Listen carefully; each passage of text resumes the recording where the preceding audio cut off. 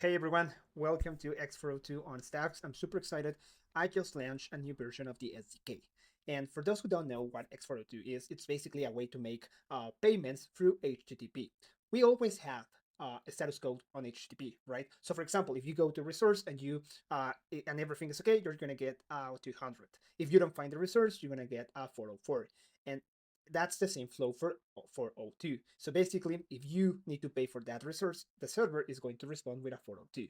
But now with crypto, we can actually make that payment. In the past, we were not able to create those payments or make those payments because it was too expensive. If we wanted to pay a resource, maybe like for a cent, it was going to be more expensive to pay for that service using your credit card instead of like the actual service. So now with crypto, with SBTC and SDX, we can actually create that micropayment because sending money, it's basically free. All right. So I'm going to show you how this works.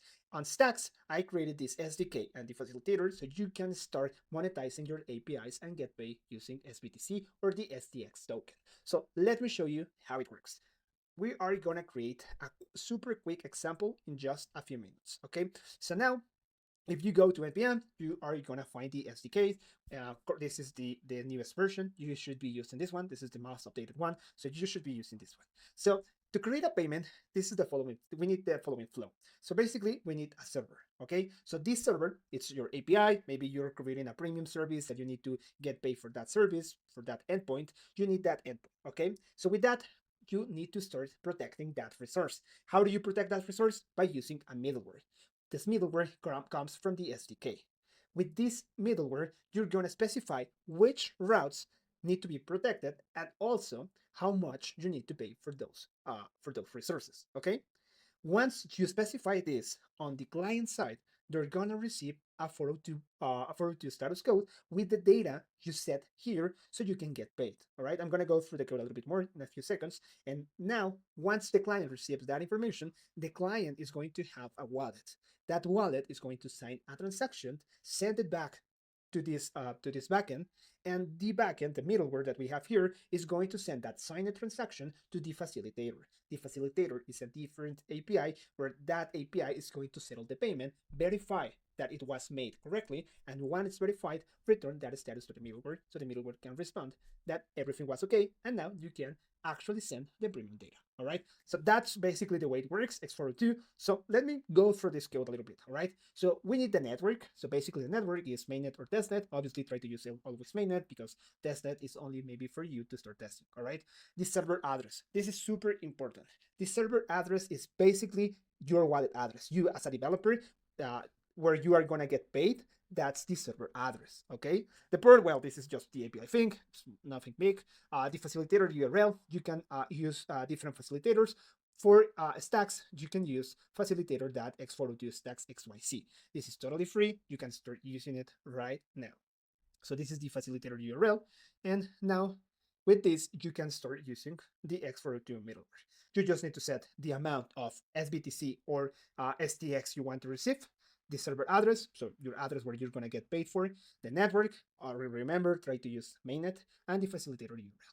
And after that middleware, you are going to have the actual resource you want to respond. So for example, this is just a basic thing, like a string saying that this is the premium data access granted, but this is basically how you will protect your APIs and get paid for those resources. And in the other side, what we have is the client. All right.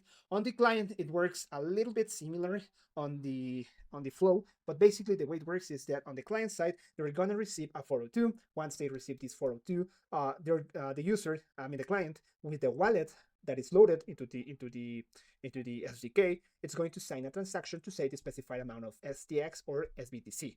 Once the transaction is signed, it's going to send it's going to send that signed transaction to the middleware and the middleware to the facilitator so that transaction can be settled. All right. So how it works? First of all, we also need to specify the network. So we are going to specify the network for this. We are going to use mainnet. Remember that. We need a private key. So be sure to be loading your private key for this.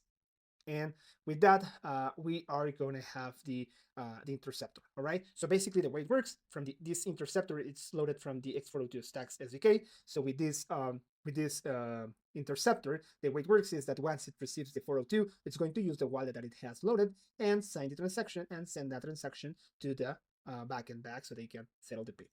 So with this little SDK, you can start using the API. Like you can start consuming any API, even though you need to pay for those resources using X402.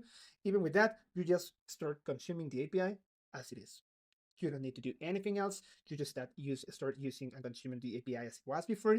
And with this interceptor, you are gonna pay for the service. So let me show you how it works. So we have the server. So sorry, I'm gonna run the server first. So this server is now running and it's using this facilitator.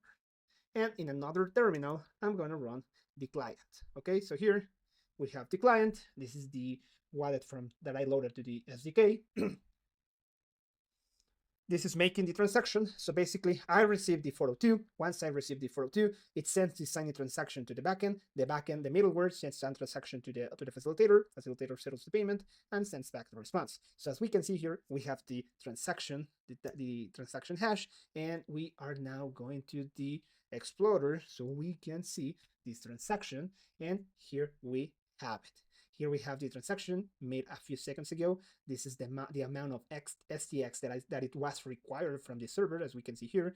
This is the amount it was required from the server. Here we have it, and the fee that it was paid to send that money.